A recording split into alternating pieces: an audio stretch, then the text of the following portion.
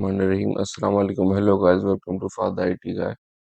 अच्छा तो भाई आज इंशाल्लाह हमारा सी शार्प प्रोग्रामिंग का सिक्स्थ पार्ट है। ठीक है, आज हम देखेंगे switch statement in C sharp programming language.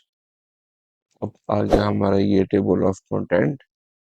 इसमें हम देखेंगे कि भाई हमारी जो फर्स्ट लाइन है, इससे हमारे दो थ्योरेटिकल पॉइंट्स हैं। पहले नंबर पे क्या अपना है कि भाई C sharp switch statement executes one statement from multiple conditions। अभी हम ओपन करते हैं हमारी ये स्लाइड और इसमें हम चलते हैं। अच्छा भाई, ये तो आ गया एक बेसिक सिंटैक्स। ठीक है, इसमें ये हमारे पास से एक वैल्यू होगी जिसमें हमने यूजर से इनपुट लेनी है। ठीक है, जो ये वैल्यू आपको नजर आ रही है ये बेसिकली एक वेरिएबल है। इसके अंदर हम क्या करेंगे कि सपोज हम वैल्यू लेते हैं, यूजर उसमें वन एंटर कर देता है। ठीक है, तो जब वन एंटर करेगा तो उसके अगेंस्ट यहाँ केस बना हुआ है वन, केस वन। तो केस वन वाला जो कोड है वो चल पड़ेगा हमारा। ठीक है, कंसोल डॉट राइट लाइन कोई भी मैसेज सा मैसेज वन। अगर तो इसके अंदर केस इस वैल्यू में वेरिएबल वैल्यू में हम कोई वैल्यू असाइन करता है यूजर लाइक 3 या 4, तो उससे अगेंस्ट यहाँ कोई केस नहीं बना हुआ। तो हमारा डिफॉल्ट केस या डिफॉल्ट वाला जो हमारा ये कोड है ये रन कर जाएगा। और अगर टू वैल्यू एंटर करते तो सिंपली टू वाला केस ये रन कर जाएगा। इस पॉइंट पे जो इसने बात की है कि C sharp switch statement executes one statement, मतलब कि ये जो केसेस हैं इनमें से कोई एक ही केस को क्या करेगा, एग्जीक्यूट करेगा। और इस तरह के मल्टीपल केसेस आप बना सकते हो। ठीक है, फ्रॉम मल्टीपल कंडीशंस। अब मल्टीपल कंडीशन इसमें हो सकती है, इसमें हो सकता है कि भाई वन भी डाल दे, टू टू की वैल्यू भी आ सकती है, थ्री की भी आ सकती है, फोर की भी आ सकती है। तो उस लिहाज से जैसे ही हमारी यहाँ कंडीशन या वो स्टेटमेंट या वैल्यू चेंज होगी, तो उससे अकॉर्डिंग केस हमारा रन करेगा और कोई एक ही केस रन करेगा। क्योंकि जब एक कंसोल डॉट राइट लाइन के अकॉर्डिंग हमारा एक मैसेज शो हो जाएगा, तो ये ब्रेक स्टेटमेंट क्या करेगी, बेसिकली इस स्विच की बॉडी से बाहर ले आएगी हमारे कोडिंग सेगमेंट को। ठीक है, जो इस प्रोग्राम का कंट्रोल होगा वो स्विच स्टेटमेंट से बाहर आ जाएगा जैसे ही ब्रेक का कीवर्ड हमारा हिट होगा। ठीक है, सेकंड पॉइंट क्या कह रहा है, use the switch statement to select one of many code blocks to be executed.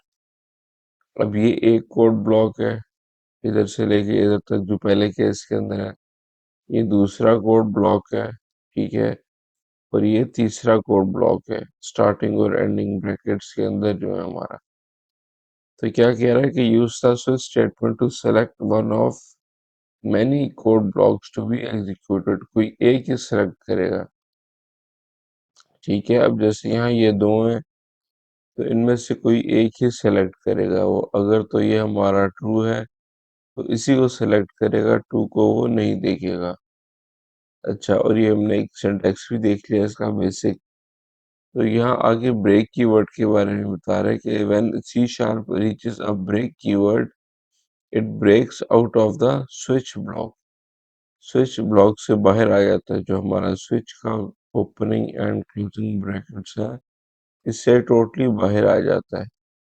ठीक है, this will stop the execution of more code and case testing inside the block. मतलब कि हमारे जो स्विच के अंदर जितने भी केसेस हैं वो फिर किसी को भी चेक नहीं करेगा। अगर पहले नंबर वाला, दूसरे नंबर वाला है, जितने भी केसेस हमने दिए में 5 6 7 8, कोई एक भी अगर हमारा केस ट्रू हो गया, उसके बाद फर्दर केसेस को स्टडी किए बगैर जैसे ब्रेक की वर्ड हिट होगा, ठीक है, या उसको ये रीड करेगा, स्विच की बॉडी से बाहर आ जाएगा हमारे प्रोग्राम का कंट्रोल। अच्छा जी, when a match is found and the job is done it's time for break. ठीक है, there is no need for more testing, आगे और टेस्टिंग नहीं करेगा, सिंपल पॉइंट है।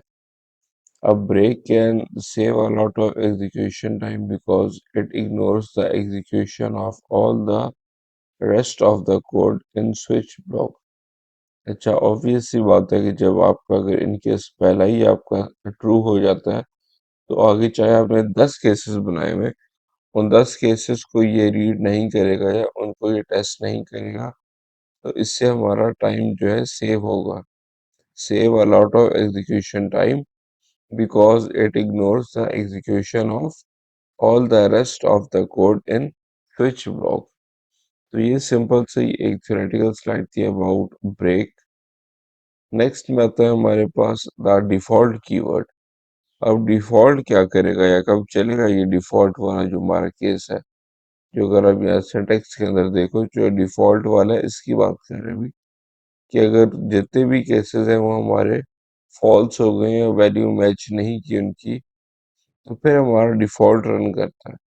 डिफॉल्ट के बारे में क्या बता रहे हैं भाई कि the default keyword is optional and specifies some code to run if there is no case match.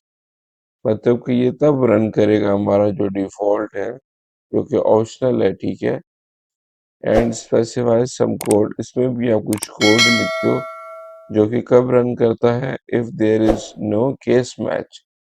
अगर तो कोई भी केस नहीं मैच करेगा तो जो डिफॉल्ट है वो रन करेगा, और जो पीस ऑफ कोड उसके अंदर में लिखा हुआ है वो एग्जीक्यूट हो जाएगा।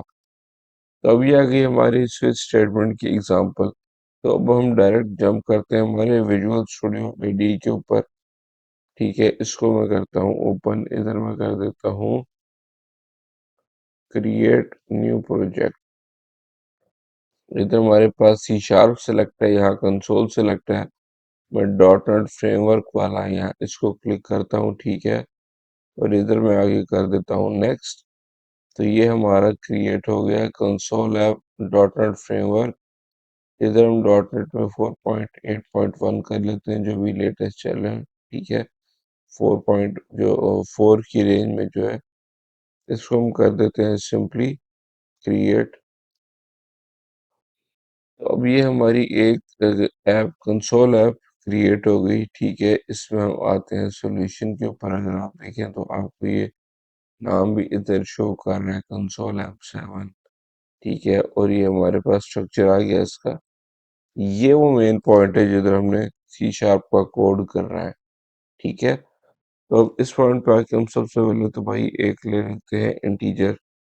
मैं कहता हूँ इंटीजर नम, ठीक है। अब इसके अंदर मैं सिंपली क्या करता हूँ, हम कहते हैं कि भाई कंसोल डॉट राइट लाइन कर दो, enter a number equal to, ठीक है।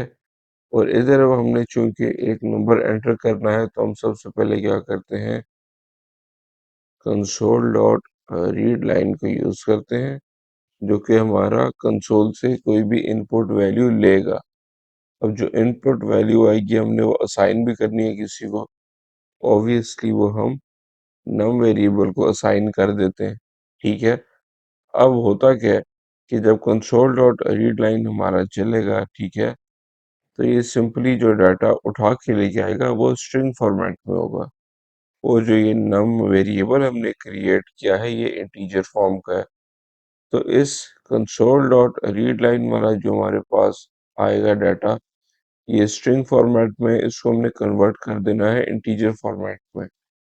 तो इसकी जगह अब हम इसको कन्वर्ट करते हैं by using convert dot to int 32। इस फंक्शन को हम यूज करते हैं, आप 16 भी यूज कर सकते हो, मैं 32 यूज कर रहा हूँ, ठीक है। तो ये हमारा कन्वर्ट डॉट टू इंट 32 के साथ हमने जो हमारे पास इनपुट आई थी स्ट्रिंग फॉर्मेट में, इसको हमने कन्वर्ट कर दिया इंटीजर में, और असाइन कर दिया हमने नम वेरिएबल को जिसकी टाइप इंट थी, ठीक है। अच्छा भाई, अब इधर आ जाओ। अब हम करते हैं स्विच स्टेटमेंट को यूज। इधर आए, स्विच स्टेटमेंट हमने यूज की। इधर हम वेरिएबल जो यहाँ इस एग्जांपल में अगर आप देखें, इधर हमने नम यूज किया हुआ है, इसके अंदर जो हमने वैल्यू लिखी हुई थी ना, असल में वो वैल्यू अगर हम इधर देखें इस पॉइंट पर, तो वैल्यू एक इस तरह का वेरिएबल था। अब इधर चूंकि हमने नम लिखा हुआ है, तो आप सपोज कर सकते हैं कि हम इधर जो हमारी स्लाइड है इसे हम यहाँ नम लिखेंगे, ठीक है। और अगर एग्जांपल देखें तो उसमें भी हमने ये नम वाला ही यूज किया हुआ है आगे आईडी के ऊपर। अब मैं इधर आके नम हमारा जो वेरिएबल है उसको एंटर करता हूँ, ठीक है। केस 1 एंटर किया हमने। इधर आके हम सिंपली कर देते हैं कंसोल डॉट राइट लाइन, और इधर मैं कहता हूँ एंटर्ड नंबर इज, इधर हम स्ट्रिंग इंटरपोलेशन का कॉन्सेप्ट यूज कर लेते हैं, डॉलर साइन यूज किया, और एंटर्ड नंबर इज, ठीक है। इधर हम नम के अंदर जो भी वैल्यू होगी वो हम शो कर देंगे। अच्छा, अब जैसे ही हमने ये कर लिया कंसोल डॉट राइट लाइन, तो साथ ही हमने क्या करना है, ब्रेक का कीवर्ड यूज करना है।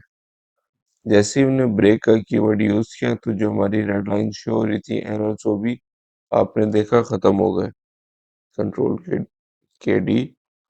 तो अब इस पॉइंट पे आके केस 1 हमने बना लिया। अब हम अपना बनाते हैं केस 2। केस 2, ठीक है।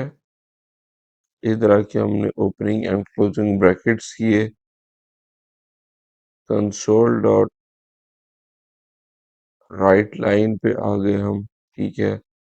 और इधर आके हमने दोबारा से एक सिंपल मैसेज शो कर दिया कि भाई एंटर्ड नंबर इज, ठीक है। इधर हम कर देते हैं नम। इधर आके हम कर लेते हैं स्ट्रिंग इंटरपोलेशन के कॉन्सेप्ट पे यूज, ठीक है। और साथ ही हमने आगे यूज कर देनी है ब्रेक स्टेटमेंट। जैसे ही हम ब्रेक स्टेटमेंट यूज करते हैं, वो एरर्स हमारे रिमूव हो जाते हैं। अब हम एंड पे चलो यूज करते हैं हमारा जो डिफॉल्ट है, डिफॉल्ट वाले केस को रन करते हैं, ठीक है। और उसके बाद हम इस एग्जांपल को एक दफा वैसे एग्जीक्यूट करते हैं और देखते हैं कि क्या एग्जीक्यूशन हमें शो हुई है हमारे प्रोग्राम की। कंसोल डॉट राइट लाइन, ठीक है। एंटर्ड नंबर इज नॉट 1 और 2, और उसके बाद सिंपली ब्रेक कीवर्ड। अच्छा, तो भाई अब ये एग्जांपल अगर हम देखें तो हमारी कंप्लीट हो गई है, ठीक है।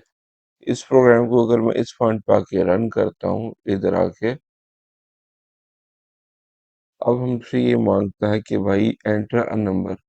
अब मैं अगर यहाँ एंटर करता हूँ सपोज 7, 7 के अगेंस्ट हमने कोई भी केस, यहाँ देखो तो हमने 7 के अगेंस्ट कोई केस नहीं बनाया हुआ।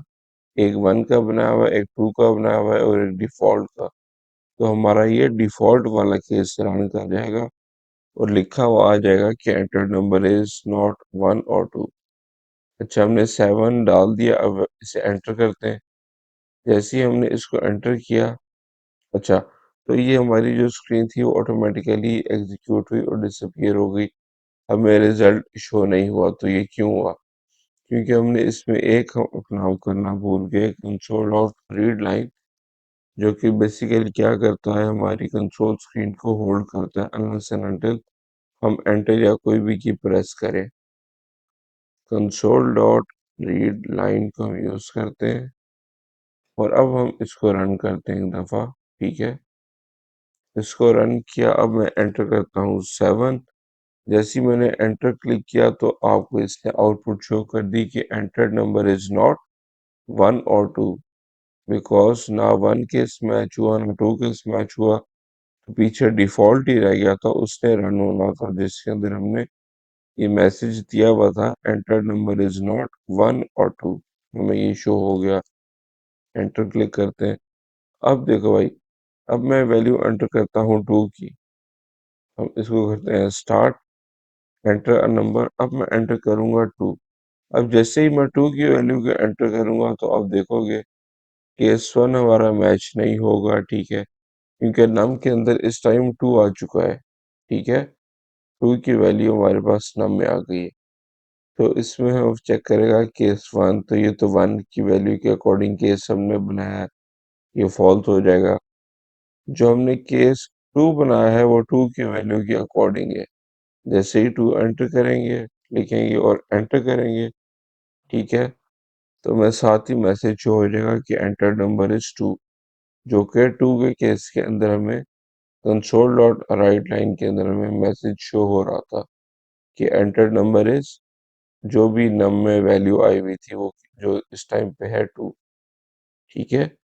और इसी तरह अगर हम 1 एंटर करेंगे तो हमें 1 के अकॉर्डिंग मैसेज शो कर देगा 1, एंटर नंबर इज 1। तो भाई ये हमारी एक सिंपल सी एग्जांपल थी अबाउट स्विच स्टेटमेंट, ठीक है। इस एग्जांपल का फर्स्ट पार्ट हो गया जहाँ केस 1 तक हमने ये देखा है, और उसके बाद ये इसी स्विच स्टेटमेंट का सेकंड पार्ट है, जो सेकंड स्लाइड है, जहाँ केस 2 और डिफॉल्ट केस को हमने स्टडी की है, ठीक हो गया। और साथ ही आगे आगे हमारे रेफरेंसेस जिनको हमने यूज़ किया है। तो भाई ये था हमारा आज का एक स्विच स्टेटमेंट का बेसिक लेक्चर, जिससे हमने क्या कवर किया उसे कंटेंट में अगर आप देखें, स्विच स्टेटमेंट, सिंटैक्स उसका, ब्रेक कीवर्ड के बारे में हमने देखी, डिफ़ॉल्ट कीवर्ड के बारे में हमने थोड़े थ्योरेटिकल पॉइंट देखे, फिर एक प्रैक्टिकल एग्जांपल देखी थी और एंड में रेफरेंसेस। तो ये थ्योरेटिकल स्लाइड आ गई स्विच स्टेटमेंट की, ये हमारे पास उसका सिंटैक्स आ गया स्विच स्टेटमेंट का, ये ब्रेक कीवर्ड की थोड़ी थ्योरेटिकल हमारी एक्सप्लेनेशन थी, और ये डिफ़ॉल्ट कीवर्ड की एक्सप्लेनेशन आ गई, और ये आ गई हमारी सी शार्प में जो स्विच स्टेटमेंट की कोडिंग एग्जांपल, उसका पार्ट 1 था, वही उसका सेकंड स्लाइड वाला जो पार्ट है ये हुआ उसका, ठीक है। तो आई होप आपको हमारी ये आज की वीडियो और आज का लेक्चर पसंद आया होगा। तो अब इंशाल्लाह अगले लेक्चर में, अगली वीडियो में मुलाकात होगी। अपना ख्याल रखिएगा। अल्लाह हाफ़िज़, टेक केयर एंड रब रखा।